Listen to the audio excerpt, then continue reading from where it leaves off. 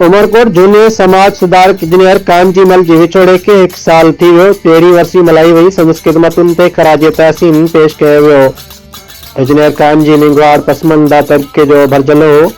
Doctor अभिमन Parmar तफ़सील मूजिब थर जे कावड़ी किरदार मिसकीन मज़लूम ऐं पोरत माण्हुनि जी सहायता लाइ पंहिंजे वसार जाखोड़ कंदड़ जूनियर सियासी ऐं समाजी अॻवान मरहूम इंजीनियर कामजी निंगवाड़ जी 1हीं वर्सी संदसि आशियाने ते मल्हाई वई, जंहिंमें जूने कानूनदान Vasudev Mengwar, Jeevan Parmar, Babulal M Ajimani, engineer Ramesh Tavgani, engineer Narendra Kumar, Fotomal Kesomal समेत वॾे अंग में संदसि साथियनि ऐं दोस्तनि शिरकत कई।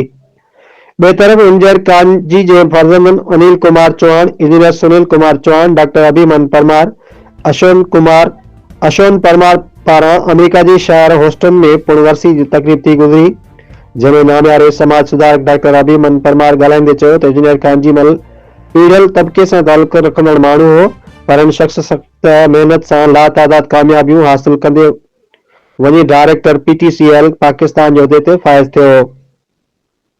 हुन पंहिंजे दौर में ग़रीब ऐं मुस्तहक़ माण्हुनि खे लातादाद नौकरियूं ॾिनियूं। रिटायर थियण बैदि पंहिंजे पीढ़ियल पसमंदा ऐं पोर तबिके सां रूह जो रिश्तो बरक़रार रखियो। उन्हनि जी तालीम, तरबियत ऐं समाजी जागरूकता लाइ पिणु वाखोड़ कई वई। रिपोर्ट डॉक्टर हेमलाल वाघाणी, नवी दिनाल, बेवरोची।